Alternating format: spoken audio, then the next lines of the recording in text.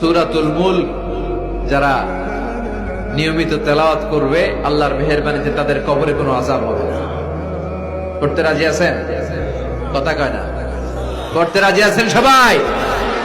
বিষ্ণুই বললেন এখানেই শেষ নয়, আরো আছে। শাফাআত লি সাহিবিহা, এই সূরাটা কিয়ামতের দিন এই সূরা যে তেলাওয়াত করবে তার পক্ষে সুপারিশ করবে। এজন্য বিষ্ণুই বললেন যে ব্যক্তি সূরাতুল মুলক নিয়মিত তেলাওয়াত করবে এই সূরাটা কিয়ামতের দিন ওই তেলাওয়াতকারীর জন্য আল্লাহর কাছে সুপারিশ করবে। এখানেই শেষ নয়, বিষ্ণুই বললেন খাসামাত আন সাহিবিহা, এই সূরা যে তেলাওয়াত করবে তার পক্ষে আল্লাহর সাথে এই সূরাটা দাঁড়িয়ে তার পক্ষ নিয়ে আল্লাহর সাথে তর্ক করবে, ঝগড়া করবে। আল্লাহ তুমি ওরে জান্নাত দিবা না কেন, ওরে মাফ করবা না কেন? তুমি না গফুর, তুমি না গফফার, তুমি না রহিম, তুমি না রহমান, তুমি মাফ করে দাও। ও মিয়া, সুপারিশ করতেছে কে? সূরাতুল মুলক। সুবহানাল্লাহ কইবেন না? কতক্ষণ এই তর্ক আল্লাহর সাথে সে চালাবে?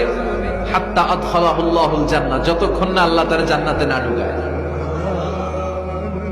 এখানেই শেষ নয়, বিষ্ণু বললেন মান কারাআ বিহা ফি লাইলাতিন ফাকাদ আকসারা ওয়া আতাবা, রাত্রি বেলায় যে সূরাটা তেলাওয়াত করবে পুরো রাতটাকে বরকতময় করে দিবে কে? এজন্য বিশ্বনবী বলেন আমি চাই আমার সব উম্মত এই সূরাটা মুখস্থ করে নেক। আমার চাই আমার ছোট বড় আবাল বৃদ্ধ বনিতা সব উম্মতের হৃদয়ের মধ্যে এই সূরাটা গাঁথা থাকে, মুখস্থ থাকে, হিফজ করা থাকে। আমরা বিশ্বনবীর উম্মত না? কথা কর। নবীর এই আশাটা আমাদের পালন করার দরকার আছে না নাই?